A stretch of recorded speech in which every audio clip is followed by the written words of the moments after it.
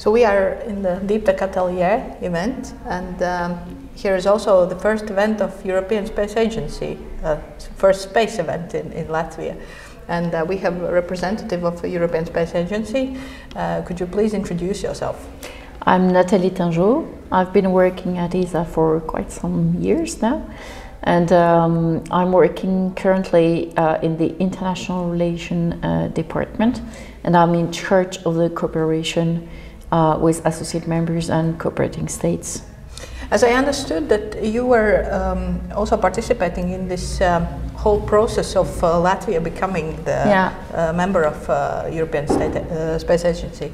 And what is your impression of what's going on here? First of all, coming back to this process, it was quite impressive how quick it was. I was heading the negotiation team, and everyone was very much involved in this, and even the ratification by the Parliament, it was, I think, the shortest in the history of ESA. So we've been quite impressed, and we are also quite impressed by the speed in implementing all the recommendations we made when Latvia entered ESA. We listed a kind of the thing that should be done. For example, having a space strategy, having a space office, involving other ministries. And I've just seen today the Deputy State Secretary of Economics, who is very much involved as well. So this is quite impressive, really. So we are now a member. What's next? What do you expect from us? Okay, so for the moment, Latvia is an associate member. It's not a full member of ESA. So this is normal. This is the way it goes. So it is important now that the business is developing in Latvia. That is it's more industrialized, let's say, space activities. Because, you know, at the beginning it's normal, it's more research, it's more academia, and then progressively space business is coming in. So this would be important if they would consider joining as a full member. This is a prerequisite. Of course, the government should also invest more in space. Because compared to member states, it's still a low level of funding. So in order to be competitive, because ESA is based on geo-return, so if you put money, you get contract in return. And of course, but you have to be competitive, because you have to bid, and you have to be the best for this bid. So in order to be competitive and to get the return, they need to invest quite some money and develop the industrial landscape here. What is offers from their side? What support? What help? What resources? From your side, what do you offer? Once again, the question: what do you offer to associate member countries like Latvia from ESA side? Yeah. So first of all, we offer a framework. That's something important. It's a family. It's a framework, and we progressively train Latvia to get used to the way we apply the rule, to the way we work, to the way we do business. So this is something requiring training. We also offer a network, because Latvia is through ESA connected to all the member states at regional level, at continental level. We also connect Latvia to international partners, because ESA has concluded international agreements with all the space nations. So through this, Latvia is connected. We also support Latvia in developing its business, and we also propose optional program to which Latvia can subscribe. We also have a special mechanism that was not existing before, which is called requesting party activities. Basically, ESA is managing Latvian space program, national space program. That is to say, Latvia is protected for part of the funding going to ESA and is not subject to competition. This is something that we created in order not to expose you too soon to competition. So part of the money going through ESA is dedicated to optional program with a competitive process, and part is requesting parties activities, kind of national program again, that we are managing for you, helping you to achieve your objective through this program. And as I understood, ESA has defined for the organization their priorities till 2025. Can you briefly introduce with them? So one of the things is to how to say, solve the governance problems we have in Europe. That is to say, since the Lisbon Treaty, the European Union is also involved in space more deeply. There is now the EU SPA that is also managing the EU space program, and this is ESA. And of course, we have to all adjust. So that was one of the priority. Then another priority is for ESA to boost, let's say, the user space for the green transition and the digital transformation. This is something very important. Then we have all what is related to safety and security in space and from space. And the last one is commercialization. And I'm saying the last one, but it's very important. This is a very important new objective for ESA, that we want to support the emerging business, the emerging actors, and the new markets. Because of course, if you don't support these new markets, they will not survive. So these are among the priority, and of course, all the programmatic issues and challenges that we have to address. For example, today we suspended the cooperation with Russia. I think you can imagine why, and this has an implication on several of our programs, especially in cooperation with international partners. You are aware of all the space infrastructure and ecosystem in Europe. What we can expect in the nearest future?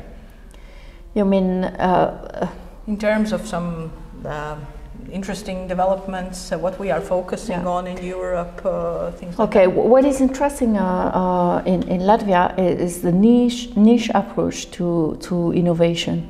So of course today you cannot compete with France in terms of launchers, unless one day you want to go for micro launchers, but it would not be wise to try to compete on this hardware things.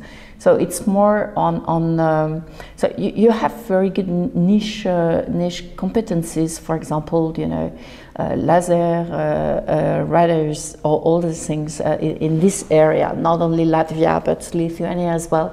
So this is things where you can develop, and I know that you are flying on ERA already, so that's very good. So on the instrumental part, I think very high tech.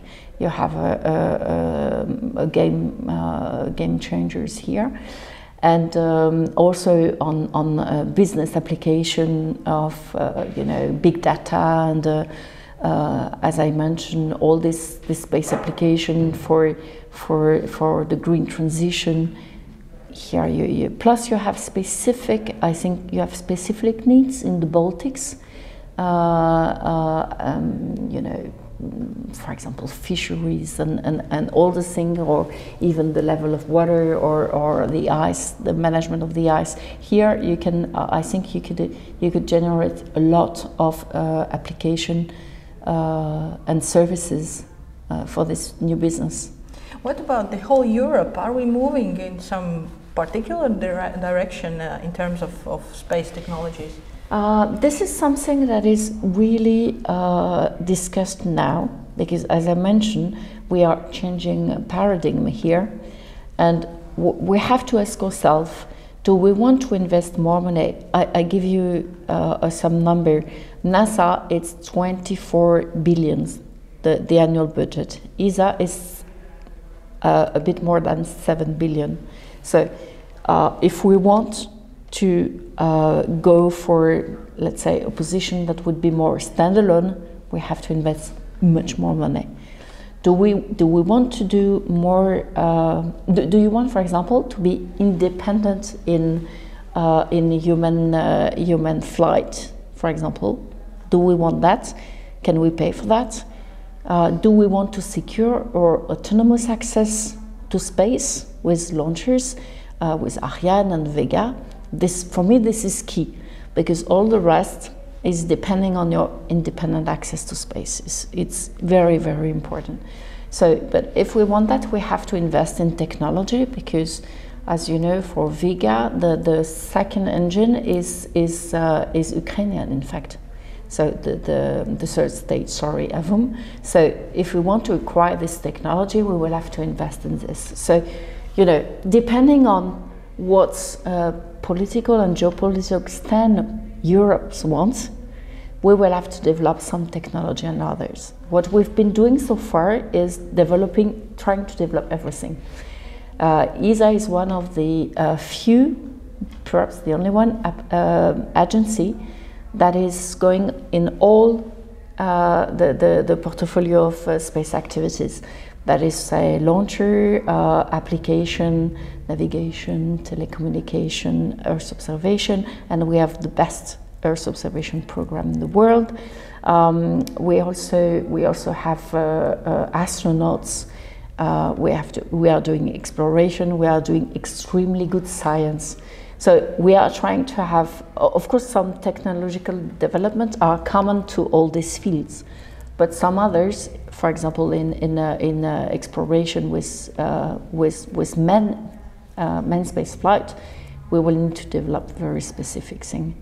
And ExoMars, for example, we discontinued the cooperation with the Russian, but we still have some technological gap to land on Mars, for example. So either we do this in cooperation with others, or we try to develop this by ourselves. So we can expect some focus in the future from Europe, or will we still try to catch up with? I think it will very much depend on what we will decide in November at the ministerial meeting. It will very much depend on this. Okay.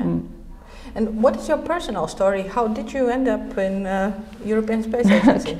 It's a very strange story, because in fact I'm not a STEM person.